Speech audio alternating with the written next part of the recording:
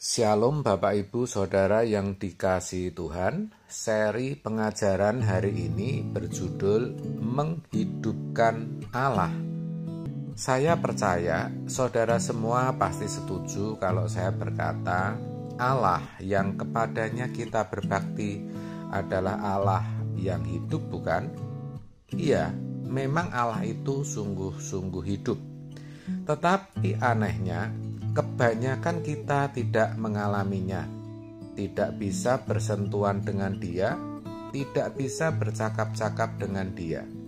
Sehingga hakikat, sifat, atau karakter Allah sebagai Bapa kita tidak menurun ke kita, tidak kita warisi, saudara. Padahal sejak semula manusia diciptakan agar bisa segambar dan serupa dengan Dia. Kejadian 1 ayat 26 sampai 27, yaitu memiliki karakternya, saudara. Itulah kenapa keberhasilan manusia sejatinya ketika ia bisa benar-benar membuat Allah hidup dalam hidupnya.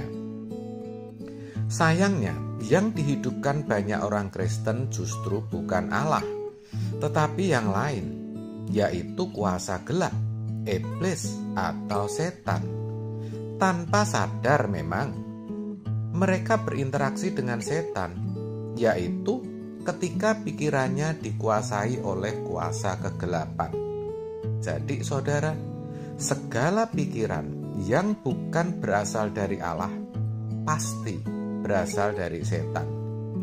Suatu kali Tuhan Yesus sampai berkata kepada Petrus, "Enyahlah iblis, engkau suatu batu sandungan bagiku, sebab engkau bukan memikirkan apa yang dipikirkan Allah, melainkan apa yang dipikirkan manusia." Saudara, ketika kuasa gelap yang menguasai pikiran, maka yang dihasilkan adalah hidup yang tidak melakukan kehendak Allah, perilaku yang tidak kudus. Kalau itu dibiarkan terus, karakter orang akan seperti setan. Ya, itulah yang terjadi. Dulu kita juga begitu, dan mungkin bisa masih setengah begitu, saudara. Itu karena yang kita hidupkan adalah kuasa gelap atau iblis. Buktinya apa? Masih ada saja pikiran-pikiran yang tidak sesuai dengan pikiran Allah. Ada dendam, kebencian, iri hati, pikiran jorok, tidak patut, tidak suka orang lain berhasil, dan sebagainya. Harusnya itu semua sudah mati, saudara. Rasul Paulus berkata, "Kamu dahulu sudah mati karena pelanggaran-pelanggaran dan dosa-dosamu. Kamu hidup di dalamnya karena kamu mengikuti jalan dunia ini, karena kamu menaati penguasa kerajaan angkasa, yaitu roh yang sekarang sedang bekerja di antara orang-orang durhaka." Efesus 2 ayat 1 sampai 2. Ayat ini jelas kok. Dikatakan roh yang sedang, maksud saya roh yang sekarang sedang bekerja di antara orang-orang durhaka. Maksudnya orang-orang yang menghidupkan setan atau iblis di dalam diri mereka. Itulah keadaan dunia sekarang ini. Lebih banyak yang seperti itu.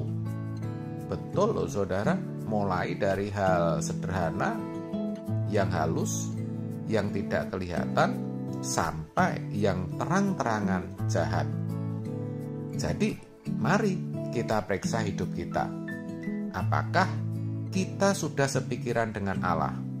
Kalau belum, berarti kita juga sedang menghidupkan setan dalam hidup kita loh. Jadi jangan berpikir hanya orang di luar sana. Kita pun sekalipun aktivis, bahkan pendeta, bisa juga saudara. Karena Apa yang menguasai pikiran, itulah yang akan diperbuat dan dihidupi. Makanya kita harus memilih menghidupkan Tuhan dalam hidup kita.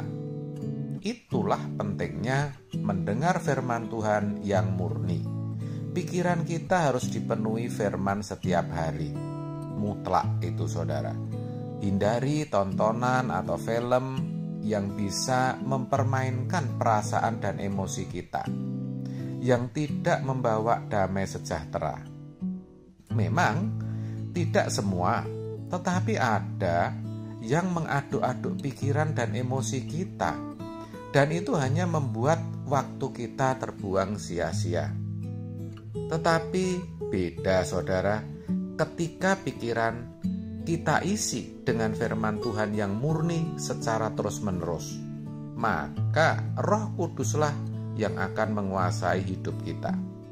Akibatnya hidup kita pasti beda, baik itu perkataan ataupun perbuatan kita.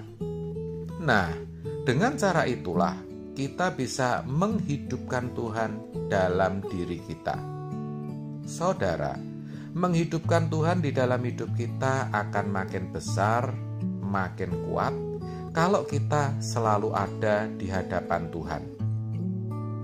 Ingat, Musa ketika turun dari Gunung Sinai, Gunung Horeb, wajahnya bercahaya.